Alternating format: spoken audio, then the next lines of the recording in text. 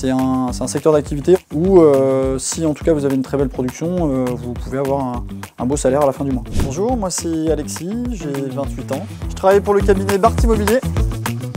Venez, je vais vous présenter l'agence.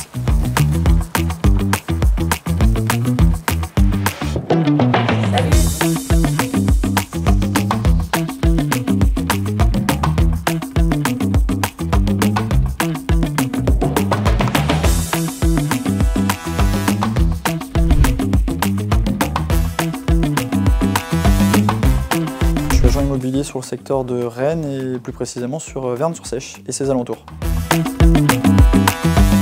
Je fais ce métier depuis 3 ans et auparavant je travaillais en banque, donc c'est une expérience qui me sert aujourd'hui beaucoup forcément dans le métier d'agent immobilier. J'ai une formation pas très radicale dans le sens où j'ai pas fait d'école spécialisée immobilier. Je suis passé par un DUT technique de commercialisation pour apprendre vraiment les bases du commerce. À l'époque, j'ai fait donc un stage chez Sport 2000, donc rien à voir avec l'immobilier. Sur la deuxième année, j'avais fait un stage dans l'immobilier, donc c'est comme ça un petit peu que j'avais appréhendé un petit peu le métier. Ça m'avait beaucoup plu à l'époque. Donc j'ai continué par une école de commerce. J'ai fait donc une alternance chez BNP Paribas pendant 1 an et demi, suivi de 2 postes sur la gestion de patrimoine au sein de BNP Paribas. J'avais envie de voir autre chose. Donc j'ai arrêté donc, cette expérience-là et je suis revenu donc, dans cette région bretonne pour, on va dire, continuer un petit peu ce que j'avais en tête depuis plus jeune, c'est-à-dire le monde de l'immobilier. Suite à ça, j'ai postulé pour un groupe dans l'immobilier sur le secteur et c'est comme ça que j'ai débuté sur le secteur d'activité. Alors mes missions principales, elles sont diverses, on va dire qu'il n'y a pas beaucoup de journées qui se ressemblent. De l'administratif forcément. Après les missions principales qui nous sont données, c'est conseiller au mieux le client, l'accompagner sur divers projets. Ça peut être un investissement pour une résidence principale, ça peut être un investissement pour une résidence secondaire, un investissement aussi pour de la défiscalisation par exemple. C'est un peu plus spécifique, c'est moins notre cœur de métier, mais ça peut arriver. Et c'est vraiment de l'accompagner sur le début de réflexion du projet et l'accompagner jusqu'à la fin de son projet et son acquisition, jusqu'à la remise des clés chez le notaire. Des avantages et des inconvénients, il y en a forcément, comme dans tout métier, j'ai envie de dire. Maintenant, oui, il y a des avantages, la gestion de son emploi du temps, par exemple, ça en fait partie. Des avantages également sur la relation humaine, on est amené à côtoyer bon nombre de clients, que ce soit des particuliers, des professionnels, découvrir aussi pas mal de choses, forcément. Il y a l'aspect aussi rémunération dans les avantages. Alors ça peut être un avantage, ça peut être aussi un inconvénient, parce que en fonction de son statut, bon, voilà, on a quand même des salaires déplafonnés, donc on peut avoir des très bons salaires. Alors ça va un petit peu avec sa production forcément. Nous on est beaucoup payé à la commission, donc si vous n'avez pas de production, c'est compliqué d'avoir une rémunération. C'est un secteur d'activité, en tout cas un métier, où si en tout cas vous avez une très belle production, vous pouvez avoir un beau salaire à la fin du mois. Les inconvénients, ça va plus être dans l'amplitude horaire. On a forcément des clients qui ont une activité aussi de leur côté, donc il faut trouver les petits moments où ils sont disponibles. Ça peut être sur la pause du midi, ça peut être en fin de journée, ça peut être aussi le samedi, des fois même parfois le dimanche ou les jours fériés, ça peut arriver. Maintenant, voilà, si on s'organise quand même de son côté, il y a moyen aussi d'organiser aussi son agenda par rapport à tout ça. On a un métier aussi de représentation. Quand vous êtes dans un espace public avec d'autres personnes, etc., on se doit de représenter un peu le métier, donc forcément de toujours un peu tenir sa ligne de conduite, entre guillemets. Et un autre inconvénient également que j'ai en tête, c'est un métier où c'est assez prenant moralement. On vit pas mal de belles choses, mais aussi voilà, on est aussi confronté à... C'est un peu les montagnes russes, on va dire, dans le sens où vous commencez le mois, vous repartez un petit peu à zéro, parce que le mois dernier était très bien. Le mois en question va peut-être être pas terrible, donc il faut aussi apprendre à gérer tout ça. C'est plutôt à la fin de l'année qu'on fait son bilan, et pas voilà, de semaine en semaine, et de se dire bon, là c'est très bien, là tout est à jeter parce que rien ne fonctionne. Voilà, il faut plus prendre du recul et faire un bilan après 1 an par exemple.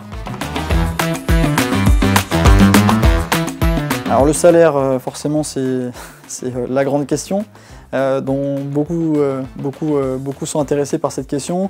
Notamment, alors on a beaucoup cette question-là sur les jeunes profils qui veulent commencer cette activité.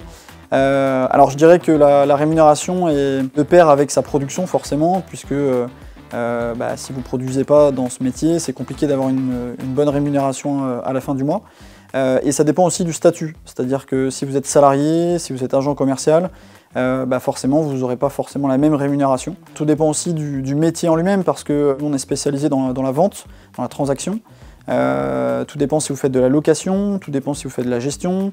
Vous avez aussi d'autres facettes du métier sur de la promotion ou autre. Si je prends mon ancienne expérience, moi je vous dirais entre 1005 et un salaire déplafonné, donc vous pouvez avoir 3, 4, 5 000 euros, voire plus. Ça c'est totalement envisageable, en fonction encore une fois de votre production personnelle.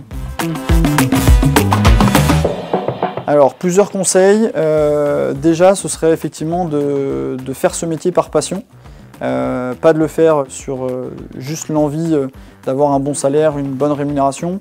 On a vécu de très belles années, l'immobilier c'est des hauts et des bas. Donc il faut savoir appréhender tout ça. Et c'est un métier où il faut quand même être déterminé parce que voilà, vous faites pas mal d'horaires, vous n'êtes pas payé à l'heure. Donc si le métier en lui-même ne vous intéresse pas, si le contact humain ne vous intéresse pas, c'est vrai que dans la durée, ça va être très compliqué, quoi. Pour moi, alors ça c'est vraiment un petit conseil, ce serait de commencer peut-être par l'aspect location, pour avoir tout le bagage technique, puisque vous serez amené à faire des états des lieux, etc. Et c'est vrai que pour moi, c'est la très bonne école pour apprendre tout le technique, pour apprendre toutes les bases en termes de documents, d'état des lieux, etc. Et tout ça vous serviront de toute façon pour la suite. Dans la transaction, dans la promotion, vraiment dans toutes les facettes du métier. Alors, des anecdotes, on en a pas mal. Là, j'en ai une en tête, il n'y a pas très longtemps. Je suis arrivé donc, chez des clients pour une estimation. Et donc, je suis arrivé un petit peu en avance. Et madame m'a ouvert, mais juste avant, je suis passé devant la fenêtre et il y avait monsieur qui n'était pas prêt, vestimentairement parlant. Donc qui était nu, et donc du coup forcément madame m'a ouvert, m'a dit est-ce que vous pourriez revenir dans 2 petites minutes. Donc si j'ai un conseil à vous donner, ne soyez pas trop en avance sur vos rendez-vous.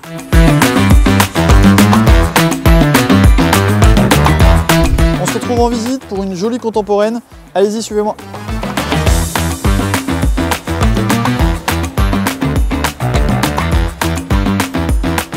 Bienvenue pour notre visite. Nous sommes aujourd'hui sur une jolie contemporaine située donc à Vern-sur-Sèche, au sud de Rennes. Nous sommes en compagnie de 2 clients qui cherchent aujourd'hui donc à acheter sur le secteur. Ils cherchent quelque chose de plutôt récent.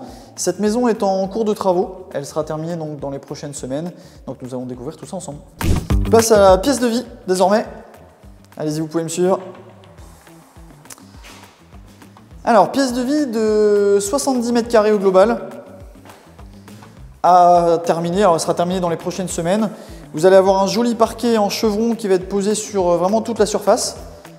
Et vous allez avoir une délimitation au niveau de la cuisine, puisque la cuisine n'est pas encore terminée. Vous allez avoir un îlot central qui va être posé sur cet espace. Et vous êtes sur une exposition plein sud. Donc cette hauteur sous plafond qui n'est quand même pas, on va dire, traditionnelle. Habituellement on a plutôt 2,40 m, 2,50 m. Là vous avez vraiment une très belle hauteur. Plus effectivement cette partie, on va dire avec une large partie très vitrée, vous apporte une très grosse luminosité au niveau de la pièce de vie. Au niveau de la cuisine, donc tout équipé. Comme je vous le disais tout à l'heure, vous allez avoir sur cet espace l'îlot central. Alors il y aura la possibilité de discuter avec donc le constructeur de un petit peu choisir votre îlot central. Ça c'est une information importante. Et ensuite c'est une cuisine tout équipée. Derrière vous, monsieur, vous avez donc la partie réfrigérateur-congélateur. Hop, effectivement. Donc la première partie sur cette zone. Et donc la deuxième partie juste ici. Partie congélateur. On va pouvoir passer à l'étage. Alors sur cette zone, trois chambres, dont une suite parentale, une salle de bain et un WC séparé. On va commencer donc par cette pièce. Sur votre gauche, allez-y, je vous en prie. Donc vous allez très vite le comprendre au fur et à mesure donc, vous allez découvrir les pièces. C'est une maison qui est hyper lumineuse puisque vous avez pas mal de vitrages. Là vous êtes sur une fenêtre qui n'est pas traditionnelle, triple vantaux. Alors place à la suite. On va visiter rapidement parce que c'est en cours de travaux, c'est pas encore terminé. Là vous avez donc la première salle d'eau puisque vous en avez une deuxième après dans la suite parentale. Et ensuite le reste. Avec effectivement une deuxième chambre qui est présente ici. Les surfaces des chambres sont plutôt très agréables et puis encore une fois c'est hyper lumineux. Sur cet espace dernière pièce, donc suite parentale, vous l'avez donc découvert à l'instant, vous avez un large dressing ici pour à l'entrée de la chambre pour stocker toutes vos affaires. Vous avez ensuite donc la partie chambre forcément. Donc ici il y aura comme en bas un parquet chevron qui est en train d'être posé d'ailleurs. Et ensuite vous avez toute l'indépendance de cette suite parentale puisque vous avez l'espace salle d'eau. Voilà, c'est la fin de la visite, j'espère que ça vous a plu. À très bientôt chez Bart.